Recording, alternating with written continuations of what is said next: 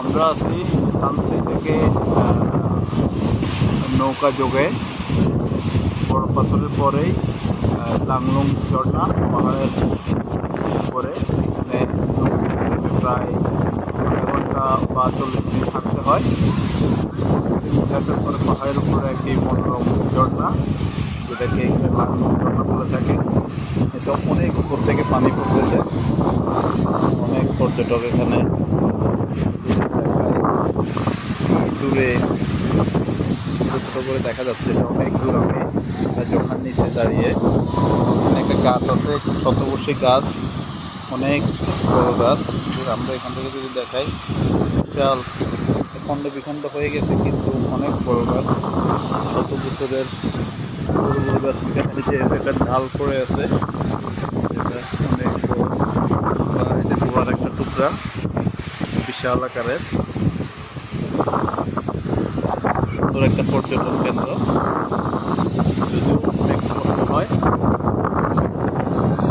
মনোরম পরিবেশ। আর সবচেয়ে বড় হলো, অধিকাংশ ঝর্ণাতে এরকম পাথর থাকলেও এখানে একটা পাথর আছে যেখানে উপরে সমতল, যে মধ্যখানে দেখা যাচ্ছে যেটা, এখানে উঠে মানুষ সুন্দর ছবি নিতে পারে। যারা ভ্রমণ পিপাসু, তাদের ট্রেকিং করার শখ, তারা চাইলেই খুব সহজে আসতে পারেন এখানে, বেশি দূরে না, বড় পাথরের উপরেই। আমরা আছি থানচি থেকে নৌকা যোগে বড় পাথরের পরেই লাংলুং ঝর্ণা পাহাড়ের উপরে। এখানে প্রায় আধা ঘন্টা বা 40 মিনিট থাকতে হয়। দেখার পরে পাহাড়ের উপরে একটি মনোরম ঝর্ণা, যেটাকে এখানে লাংলুং ঝর্ণা বলে থাকে। এটা অনেক উপর থেকে পানি পড়তেছে, অনেক পর্যটক এখানে দূরে ছোট করে দেখা যাচ্ছে। এটা অনেক দূর। আমি ঝর্ণার নিচে দাঁড়িয়ে, এখানে একটা গাছ আছে, শতবর্ষী গাছ, অনেক বড় গাছ।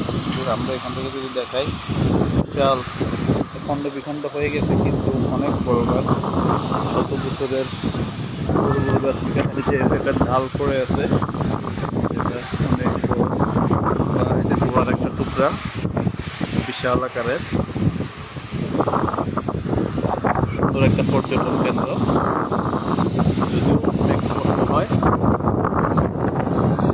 মনোরম পরিবেশ। আর সবচেয়ে বড় হলো, অধিকাংশ ঝর্ণাতে এরকম পাথর থাকলেও এখানে একটা পাথর আছে যেখানে উপরে সমতল, যে মধ্যখানে দেখা যাচ্ছে